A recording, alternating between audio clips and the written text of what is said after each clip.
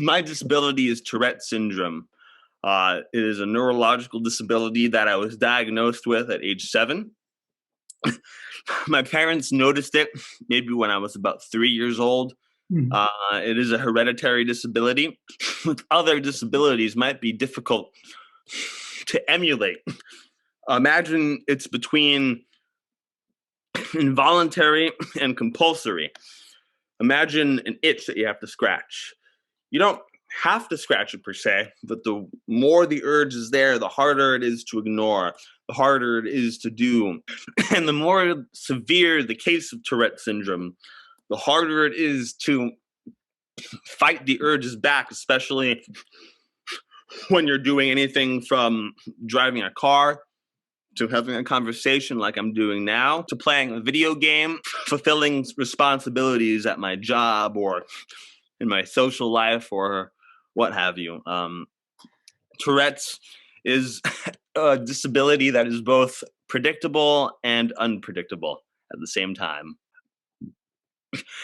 Even though I recognize that I was different, not just in my disability, but in other ways too, I never knew anything different. I never knew what it was like to not have Tourette's. I'm on a constant roller coaster for all waking hours, and I never really get much of a break from the symptoms. Not like I really had something to compare it to, especially as a child. Nowadays, I can compare it to not only the lack of Tourette's, I could also compare it to other disabilities as I, in my adult years have become more aware of all of the other types of disabilities, especially with my day job.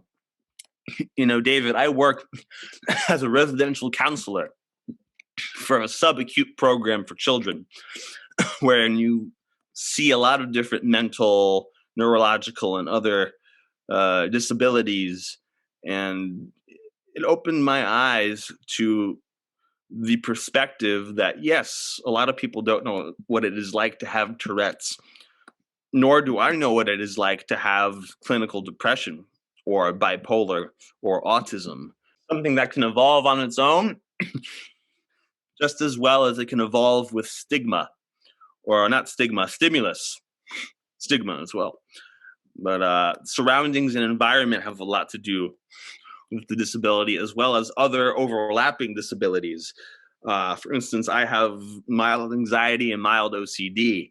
Other people with Tourette's might have other overlapping disabilities, in addition to whatever comes with their respective environment. I would urge people without Tourette's or without disability to listen when people with disabilities share their perspective and be willing to ask questions, especially with people like myself. And I'll be the first to say I'm an open book on the matter. I'm a very bold person. I don't mind sharing, how I feel on certain matters. The positive response, especially, and this gets me in the heart oftentimes, is how the children where I work respond. Mind you, a lot of these kids already have marginalizations, disabilities, and a past with being the other. Their positive reaction and understanding regarding my disability is very heartwarming, David, as has been the many positive reactions and bouts of understanding and saying, I hope this does not offend you, but it was on my mind, may I ask? That sort of thing has always struck me as genuine and helped my faith in the human race, because I do have faith, and that's in humanity. And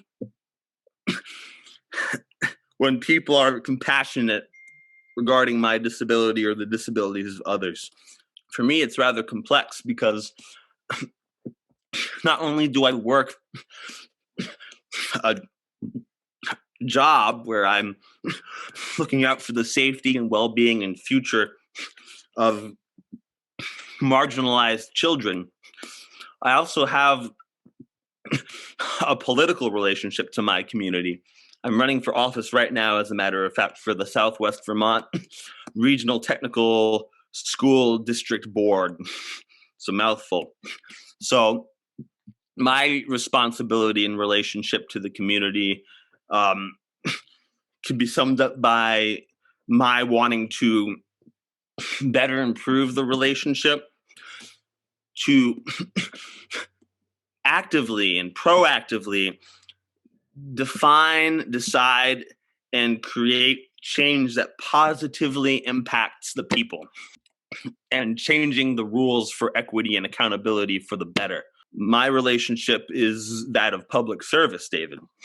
Always has been, even when I didn't realize it. Ever since I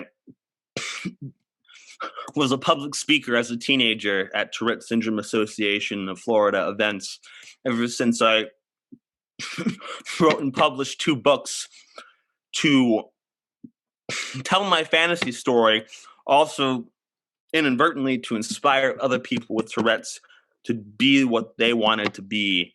Whether it was running for office as a young man to fight for healthier food in the schools, whether it was doing things for my family, doing things for my friends, doing what I can. One of the cornerstones of my being, David, is listening. Even though I'm quite a talker, as I'm sure you can tell,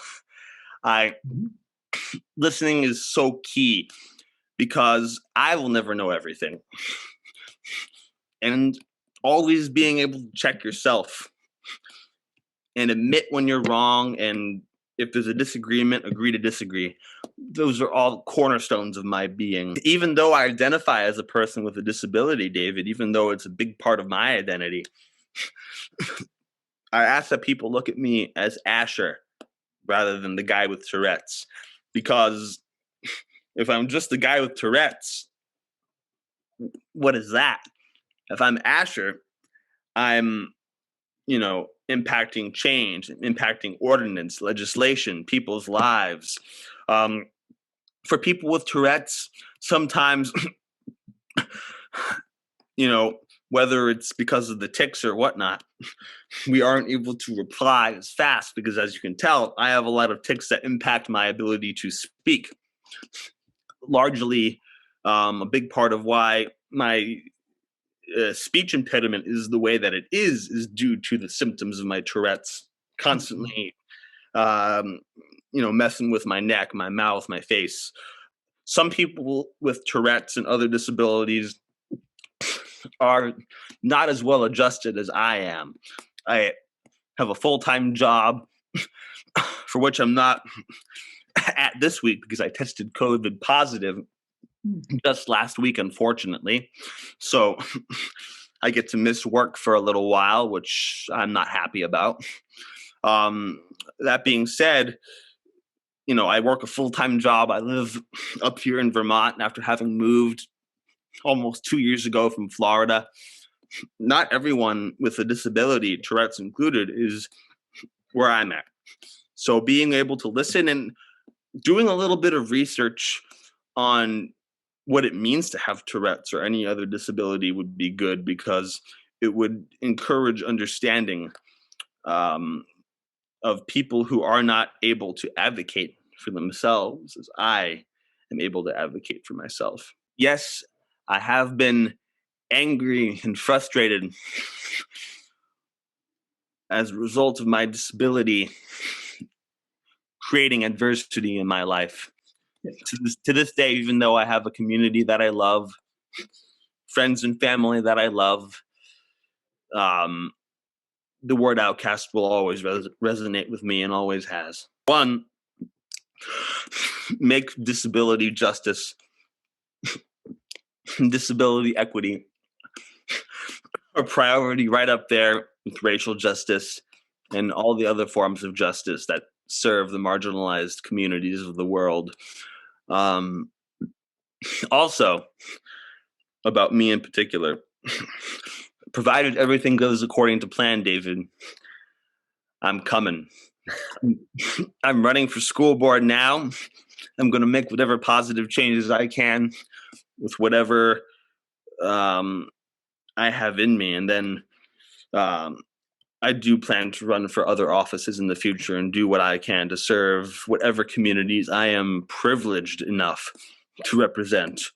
So as I do that, I ask that people hold me accountable and that they hold everyone accountable, because we need equity, we need a level playing field, and we need justice. And it's going to take a lot of work, more than just myself, to see it through.